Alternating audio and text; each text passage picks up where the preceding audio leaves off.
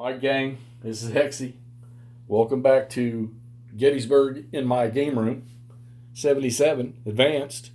We are into the 10 o'clock turn, and Reynolds has been run off of Seminary Ridge.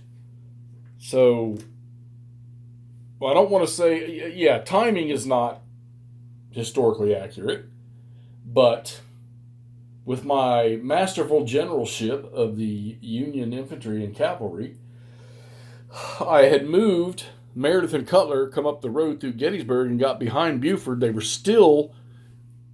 coming out of column. And of course, when you use your activity points to come out of column to battle line, you burn all of it pretty much. If you are using the primary commander and you end up with 8 activity points, you can come out of column. And if you try to burn the other 2 activity points, like if you take 8, you're going to suffer disorganization, which I did because I needed to get Reynolds. I needed to move him a little bit. Problem was I had him in a line behind Buford, not stretched this way, but stretched this way. Cutler was moving off to the left to try to get into his battle line on Meredith's left, and Harry Heath and 3 of his brigades, which were still capable of attack status, just plowed into what was Buford's last sort of stand up here on Seminary Ridge. Well, okay, so we're a few turns away from that, and you see where Buford is. He's back here. And his disorganization levels, I put these counters in there because once you get over a certain number, you're pretty much, the counters only go so high. I'm not going to double stack counters, so they're like, and I have them listed on their cards. One of them is at, let's see, one is at a disorganization. They're both at disorganization levels of 11, and if they get one more point, they'll all be at 12. So Buford, right for the moment, is wrecked. Now, all that means is he can't go into attack. All right. Once you hit a disorganization level of 4. If you retreat, you must continue your retreat until you're out of the zone of it or the range of influence of the other enemy battle lines and stuff like that. So what has happened is Gamble and Devon are out. Poor Meredith, because of where I had him in the Iron Brigade, they got swatted bad and fast. It's not massive strength point losses, but their disorganization levels went through the roof. So they've had to move.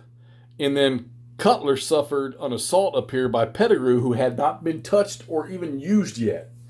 Had 0 disorganization.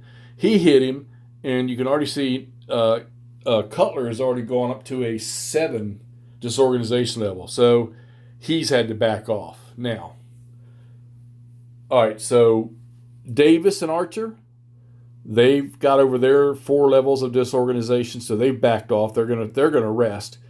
Brockenbrough is at a 3. He's probably going to back off and rest. But Pettigrew is still, like I say, he's still sitting at, now he's at a 1 now. And look down the road. Can you guess who that is? That's Dorsey Pender.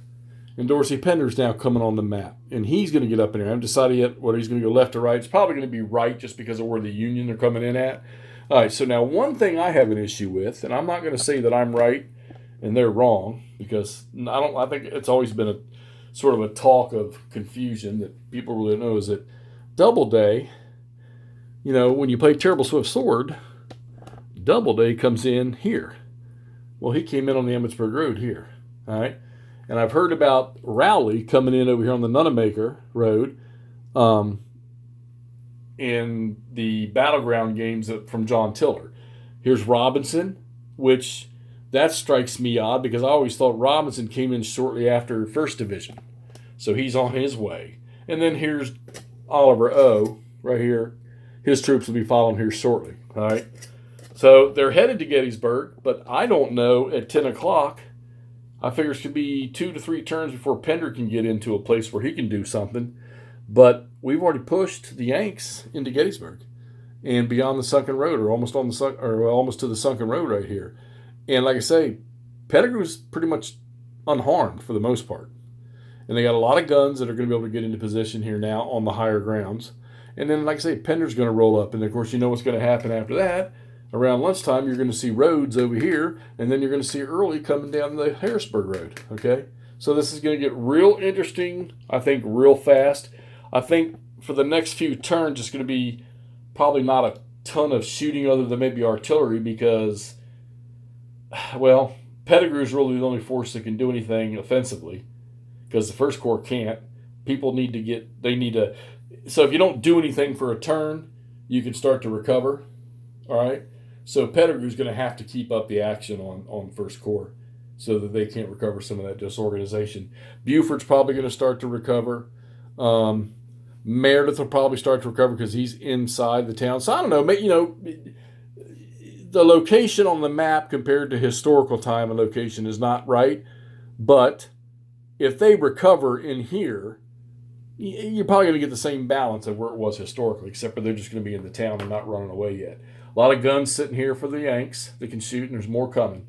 And like I said, 11th Corps, 2nd Division, 1st Corps, 3rd Division of the 1st Corps, they're going to start coming in towards Cemetery Hill here.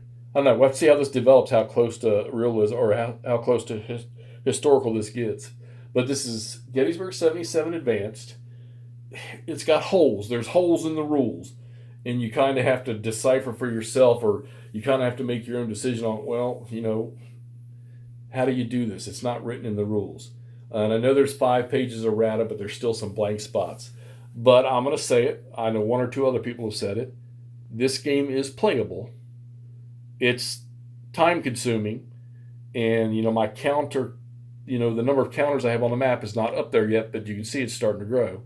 And that's what I really want to see is when I have, at the end of the first day, when I have a mass, when I have, 1, 2, 3 corps from the Union with some cavalry on the map, and then I have, if I play into the night of the first, I'll have 6 Confederate divisions on the map. I want to see what that looks like.